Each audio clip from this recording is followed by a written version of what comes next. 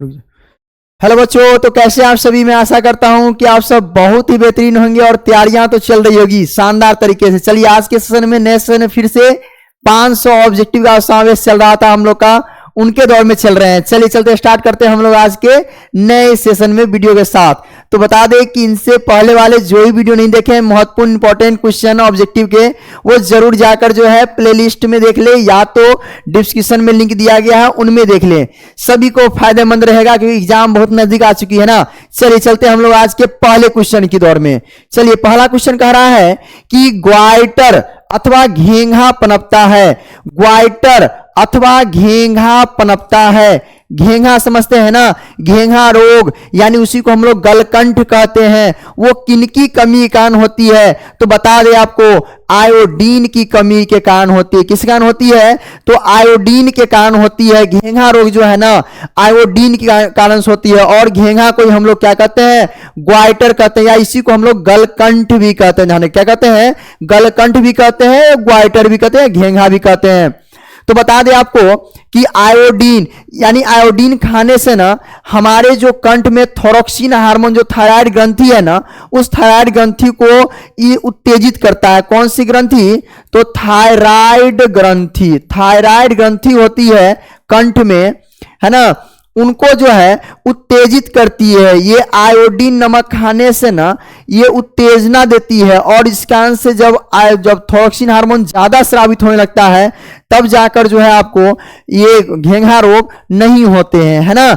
चलिए चलते हैं अगले क्वेश्चन की ओर। क्वेश्चन नंबर नेक्स्ट कर रहा है, निम्नलिखित में से कौन उभयलिंगी जंतु है? उभयलिंगी का मतलब होता है जिसमें नर और मादा दोनों आते हैं। क्या आते हैं? नर और मादा दोनों आते हैं। चलिए तो बता दें आपको, उभयलिंगी जंतु इनमें से क्या हो जाएगा?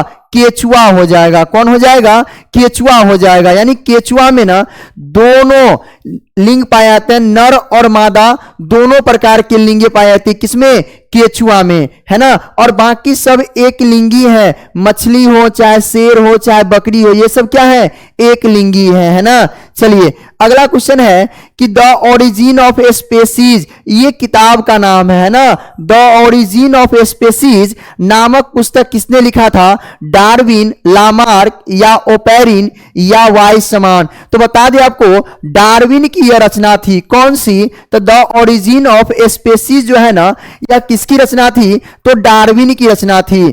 चलिए अगला क्वेश्चन की ओर बढ़ते हैं हम लोग। क्वेश्चन नंबर नेक्स्ट है, निम्नलिखित में से कौन सा एक अवशेषी अंग है? बता दे ये अवशेषी अंग मतलब क्या होता है? कि वह अंग जिनका हमारे लिए कोई उपयोगी नहीं है, किसी भी तरीके से उपयोगी नहीं है। तो यह अंग कौन सा है? अपेंडिक्स है। क्या है जी? अपेंडिक्स है, जो हमारे लिए ना उपयोगी नहीं है, अपेंडिक्स, है ना।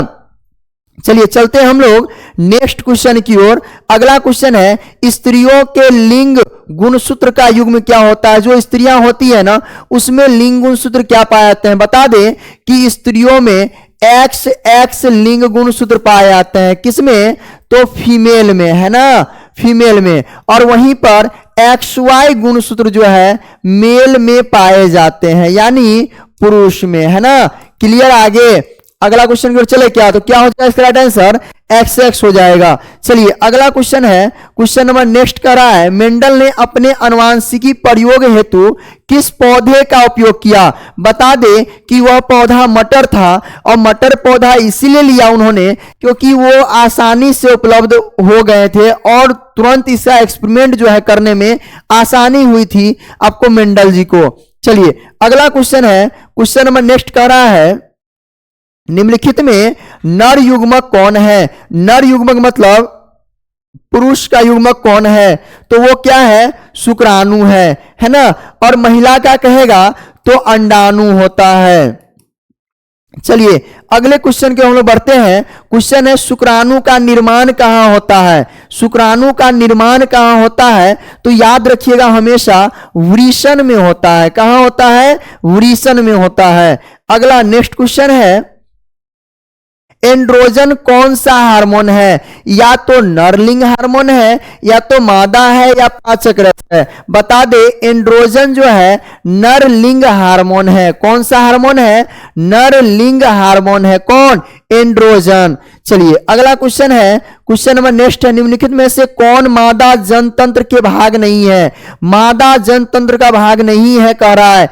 अंडाशय है, गर्भाशय है, शुक्रवाहिका नहीं है, शुक्रवाहिका नहीं है, यानी नर मादा कह रहा है और बाकी जो है आपको ये शुक्रवाहिका जो है आपको नर के भाग है, जबकि ये तीनों जो है आपको मादा के भाग है। चलिए अगला क्वेश्चन है अंडाणु निषेचित होता है। अंडाणु जो है ना कहां पर निषेचित होते हैं अंडाणु कह रहा है, तो बता दे आपको अंडाणु जो है फैलोपियन नलिका में होते हैं, यानी फैलोपियन ट्यूब में होते हैं, है ना, अंडाणु निषेचित। चलिए अगला क्वेश्चन है, पुष्पी पौधों में लैंगिक जनन कौन है? यानी जो भी पुष्प वाले पौधे हैं उसमें लैंगिक जनन कहां होता है? तो ध्यान रखिएगा फूल में। कहां होता है? तो फूल में होता है। अगला क्वेश्चन है, पराग कोश में क्या होता है? बता दे आपको पराग कोश कह रहा है। पराग कोश जो है आपका नर भाग होता है फूल का, है ना, उसमें क्या होता है? तो बता दे आपको परागकण होता है ना। क्या होता है? परागकण होता है। परागकोश में क्या रहता है? परागकण रहता है ना। अगला क्वेश्चन, चलिए क्वेश्चन है, अलैंगिक जनन मुकुलन द्वारा होता है। किसमें होता है अलैंगिक जनन? मुकुलन द्वारा। तो बता दे आपको कि अलैंगिक जनन जो मुकुलन द्वारा होता है वह आपको ईस्ट में होता है। किसमें होता है? ईस्ट में होता है अलैंगिक जनन। किसमें? मुकुलन द्वारा जब पूछे तो किसमें होगा? ईस्ट में होगा। क्लियर यहां तक? चलिए अगला क्वेश्चन है, बस सेशन यहीं तक रहा अपना, और हम लोग मिलते हैं अब आपसे नेक्स्ट वीडियो में, जबकि हम लोगों ने इससे पहले वीडियो भी बनाए हैं, जरूर जाकर जो है सो आप जरूर विजिट करिए, डिस्क्रिप्शन में लिंक दे दिया गया है। और मिलते हैं आप लोग से हम लोग नेक्स्ट वीडियो में 500 वाले वीडियो के नेक्स्ट पार्ट में। धन्यवाद।